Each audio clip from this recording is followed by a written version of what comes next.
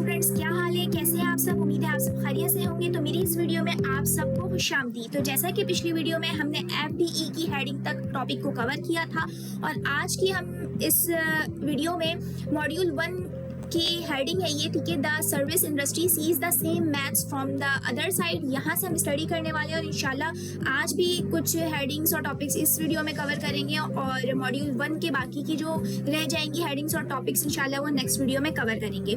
तो चलिए video start करते हैं। वीडियो स्टार्ट करने से पहले ज़रा रुक तो जाएं।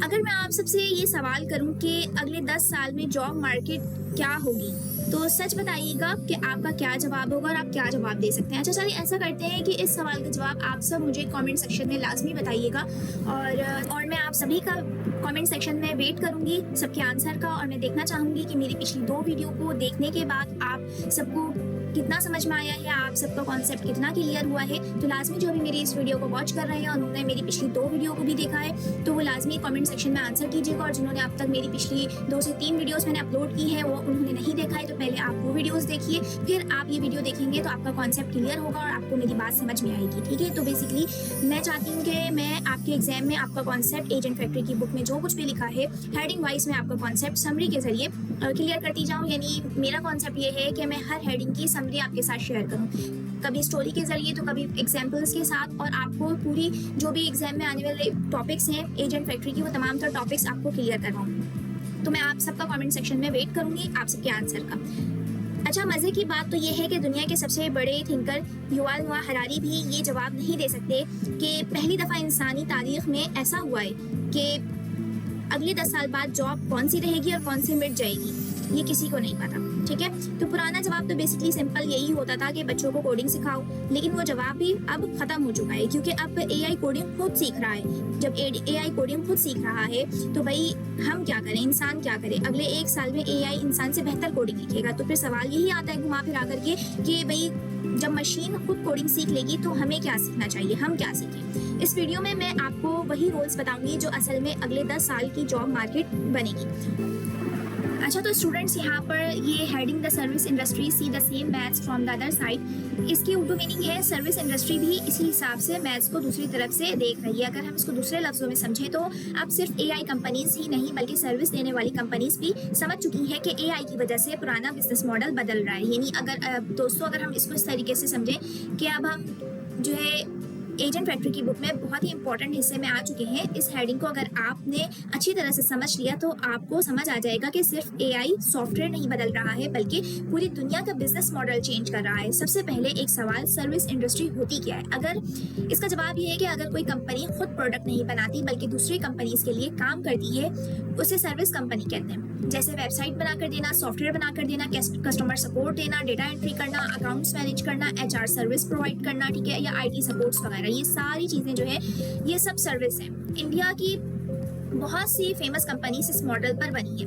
उनका बिजनेस सिंपल था कि क्लाइंट अमेरिका से आए, उसने कहा मुझे 200 यानी 200 प्रोग्रामर्स चाहिए, तो कंपनी ने 200 लोगों को भेज दिया। अब क्लाइंट हर एम्प्लॉय को घंटे के हिसाब से पैसे देता है। ये मॉडल कई सालों तक चलता रहा और इसी तरीके से इन मॉडल्स को कई सालों तक चलाया गया, लेकिन एआई ने इस मॉडल को चैलेंज कर दिया है और इसीलिए हेडिंग कहती है, यानी जो हेडिंग है ये क्या कहती है कि the service industry sees the same maths, यानी जो कैलकुलेशन एआई कंपनीज कर रही थी अब सर्विस कंपनीज भी वही कैलकुलेशन देख रही हैं। मतलब ये हुआ इस बात का कि इस हेडिंग का असल मतलब ये है कि एआई की वजह से सिर्फ टेक्नोलॉजीज कंपनीज नहीं बल्कि और भी दूसरी आईटी सर्विस कंपनीज को भी समझ आ गया है कि अब एक इंसान पहले से कहीं ज्यादा काम कर सकता है। अच्छा, तो बेसिकली यही सेम मैथ्स है जिसकी वजह से सर्विस देने वाली कंपनीज भी अब इसी नए हिसाब किताब को समझ रही है कि एआई के जरिए और एआई की वजह से कम अफराद से ज्यादा काम करवाया जा सकता है। फॉर एग्जाम्पल अगर एक कंपनी है, ठीक है, उस कंपनी में आपके 3 से 4 काम हैं, ठीक है, वेबसाइट बनाना या मैनेजमेंट का काम हो गया या अदरवाइज कोडिंग वगैरह ये सारी चीज़ें, या फिर कुछ भी आपको रेडी करवाना है, 3 से 4 काम है, तो 3 से 4 काम के लिए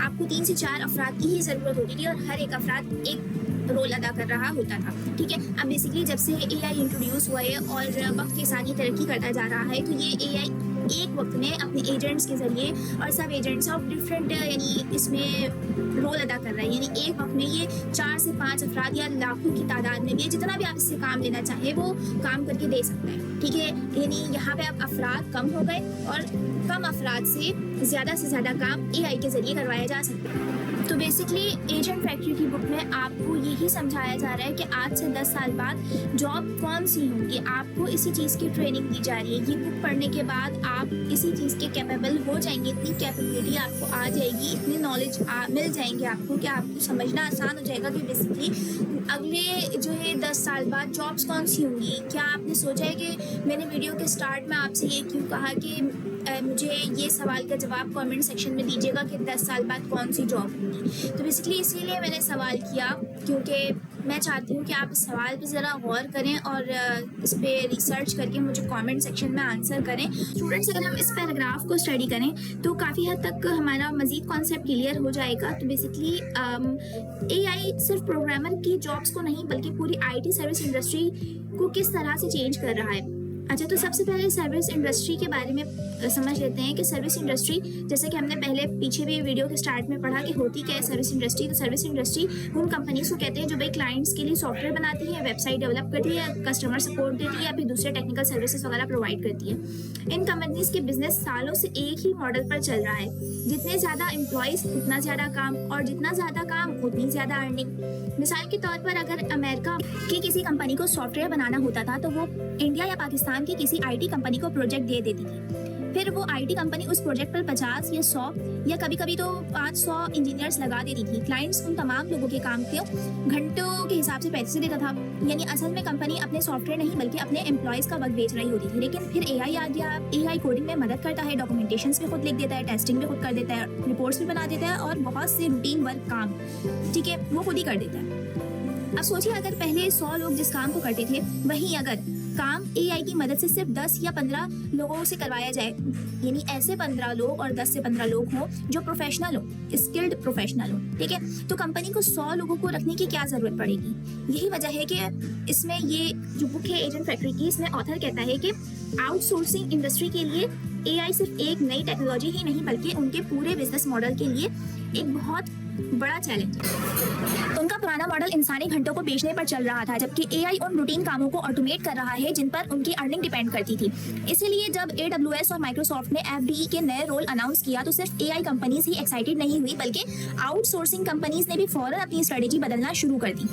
उन्होंने समझ लिया कि भाई फ्यूचर उन लोगों का है ही नहीं जो सिर्फ कोडिंग लिखते हैं और कोडिंग करते हैं, बल्कि एआई को यूज़ करके क्लाइंट के बिजनेस के लिए असल मसाइल जो होते हैं उन तमाम तर मसाइल को सॉल्व करते हैं। यह एक बहुत इंपॉर्टेंट बात याद रखिए कि एआई का मकसद इंसान को रिप्लेस करना नहीं बल्कि रूटीन काम को ऑटोमेट करना है। जो लोग एआई के साथ काम करना सीख लेंगे उनकी वैल्यू मार्केट में और भी ज़्यादा बढ़ जाएगी। तो इस पैराग्राफ का सबसे बड़ा लेसन ये है कि आईटी सर्विस इंडस्ट्री का पुराना मॉडल धीरे धीरे ख़त्म हो रहा है और उसकी जगह एआई फर्स्ट मॉडल आ रहा है। अब कंपनीज उन प्रोफेशनल्स को ढूंढ रही है जो एआई के साथ मिलकर कम लोगों में ज़्यादा वैल्यू क्रिएट कर सकें। अच्छा, तो स्टूडेंट, यहाँ पे जो आपको ये इमेज नज़र आ रही है, इस इमेज का मतलब क्या है? ये जो तस्वीर है ना, ये संजय अग्रवाल की दी हुई है, ठीक है।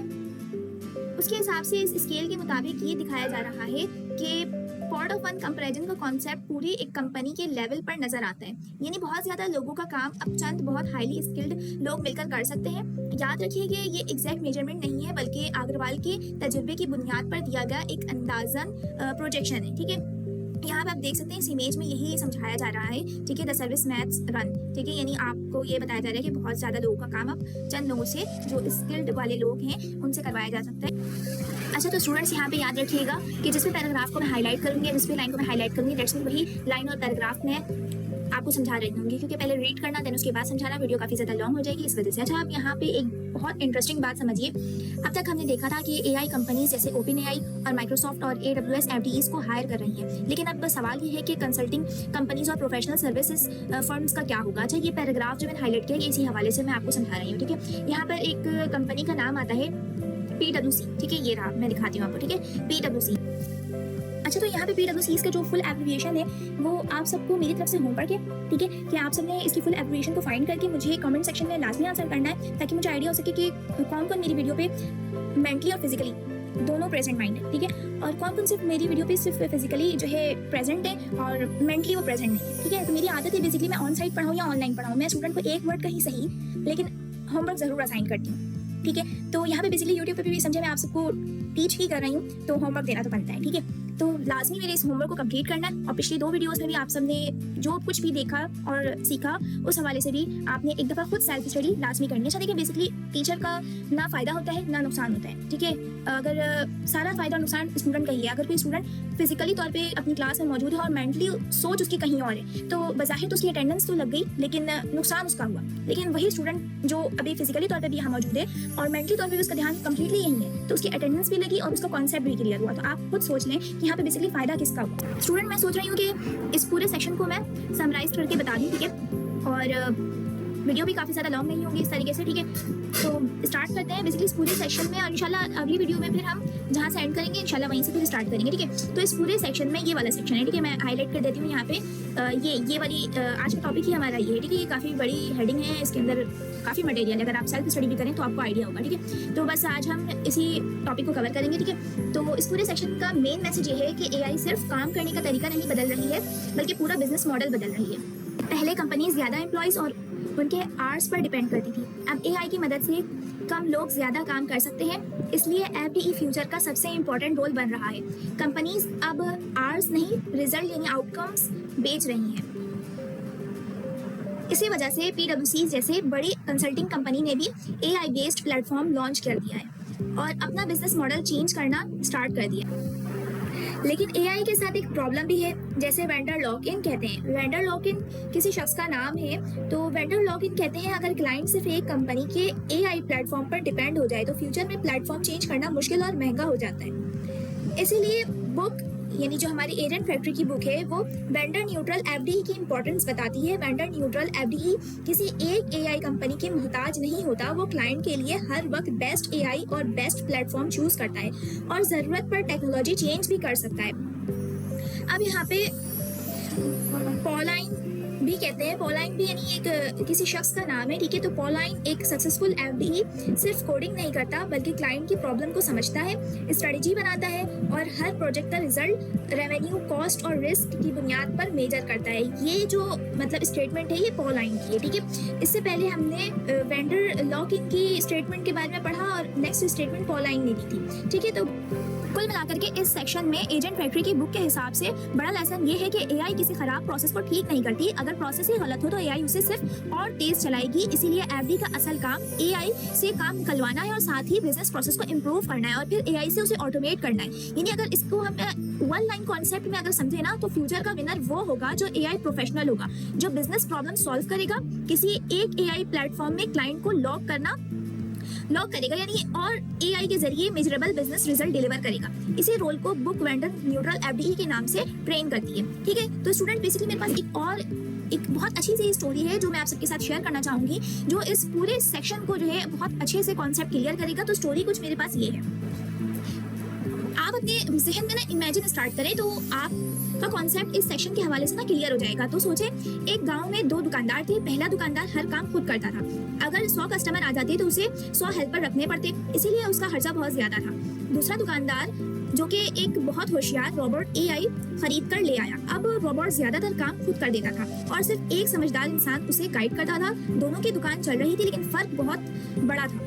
पहले दुकानदार को बहुत सारे लोगों की जरूरत थी, दूसरे दुकानदार को सिर्फ एक स्मार्ट इंसान की जरूरत थी जो AI से काम निकलवा सके, AI को इंस्ट्रक्शंस प्रोवाइड कर सके।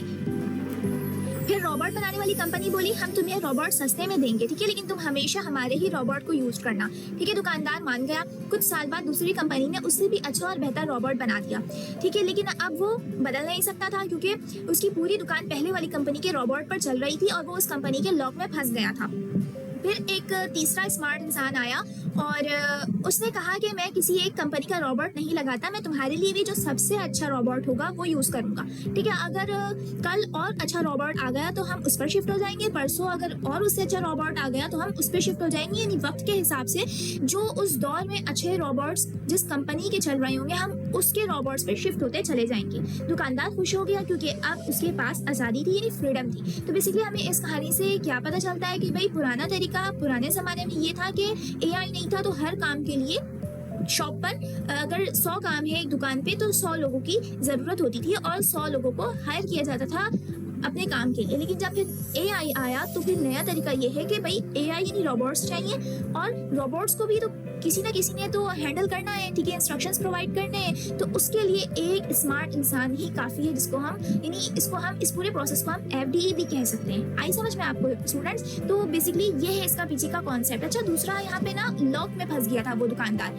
कंपनी के लॉक में फंस गया था इस स्टोरी में। तो हमने वेंडर लॉक इन का भी पढ़ा था, याद आया आपको पीछे? तो बेसिकली हमने ना इस लॉक में नहीं फंसना है। हम एआई जब भी यूज़ करेंगे, ठीक है, या कोई एलएलएम यूज़ कर रहे हैं तो हमने इस तरह के लॉक में नहीं फंसना है हमने कि भाई हम अगर चैट जीपीटी ही यूज़ कर रहे हैं तो कल भी हमने चैट जीपीटी यूज़ करना है, आज भी हमने चैट जीपीटी यूज़ करना है, कुछ नया एक्सप्लोर ही नहीं करना है। ऐसा नहीं है। आज अगर चैट जीपीटी अच्छा आंसर कर रहा है, कल को क्लाउड अच्छा रिस्पॉन्स करेगा आपको, ठीक है, परसों और कोई एलएलएम अच्छा रिस्पॉन्स कर रहा होगा। तो वक्त के साथ हमें रोबोट्स भी चेंज करने होंगे, ठीक है, उससे स्मार्ट और उससे अच्छा रोबोट, उससे अच्छी कंपनी का रोबोट हमें यूज़ करना होगा, उससे अच्छे अच्छे एलएलएम्स को यूज़ करना होगा। यानी कि ये नहीं बिल्कुल कि एक ही एलएलएम पे और एक ही रोबोट्स में हम स्टक होकर के फिक्स्ड हो जाएं कि बस यही और कुछ नया एक्सप्लोर ही ना करें। हो सकता है उससे बेहतर काम करने वाले रोबोट्स, एलएलएम्स और चैटबॉट्स वगैरह आ चुके हों। तो हमें वक्त के साथ चीज़ें, एआई की भी चीज़ें चेंज हो रही हैं, तो हमें भी चेंज होना है, ठीक है। ऐसा नहीं है कि हम स्टक होकर के एक ही चीज़ पढ़ ली हमने और उसी पे बैठे हुए हैं। और सबसे बड़ी चीज़ तो ये है कि इस स्टोरी में कि हर वक्त बेस्ट एआई चूज करना, वेंडर न्यूट्रल एफडीई, ठीक है। असल स्मार्ट इंसान वो है जो सिर्फ एआई यूज नहीं करता बल्कि क्लाइंट को फ्यूचर में भी आज़ाद रखता है, यानी फ्रीडम प्रोवाइड करता है। तो आज की इस वीडियो में हमने काफ़ी ज़्यादा कॉन्सेप्ट को क्लियरली करके समझा और लास्ट में मैंने जो स्टोरी दी है वो छोटी सी स्टोरी है, लेकिन काफ़ी अगर सोचा जाए तो कॉन्सेप्ट क्लियर करने वाली वो स्टोरी है। तो मैं उम्मीद करती हूँ कि आपका कॉन्सेप्ट क्लियर हो गया होगा इस सेक्शन का भी मेरी इस वीडियो के ज़रिए। तो आज का ये होमवर्क है कि भाई आपने जो भी आज कुछ मैंने पढ़ाया है उसकी सेल्फ स्टडी करनी है, ताकि मेरी वीडियो के बाद जब आप सेल्फ स्टडी करने बैठेंगे और मज़ीद इसको समझेंगे, ठीक है, like the service industry sees the same method from the other side, ये जो पूरा टॉपिक है इसमें बहुत सारे मैटर्स हैं, ठीक है। अगर आप इसको डीपली और मज़ीद अच्छे से समझें तो आपको और चीज़ें और मालूमात हासिल होंगी, ठीक है। तो ये सेल्फ स्टडी आपने करनी है ताकि मज़ीद कॉन्सेप्ट आपका क्लियर हो। मेरी तरफ से ये होमवर्क है और होमवर्क कंप्लीट हो जाए तो भी मुझे कमेंट कीजिएगा कि भाई मैंने आतफा आपके दिए हुए होमवर्क्स को कंप्लीट किया है, ठीक है। मुझे टैग करके लाजमी कमेंट कीजिएगा और इंशाल्लाह मिलते हैं नेक्स्ट वीडियो में। जब तक के लिए अपना ख़ास ख्याल रखिए। अल्लाह हाफिज़।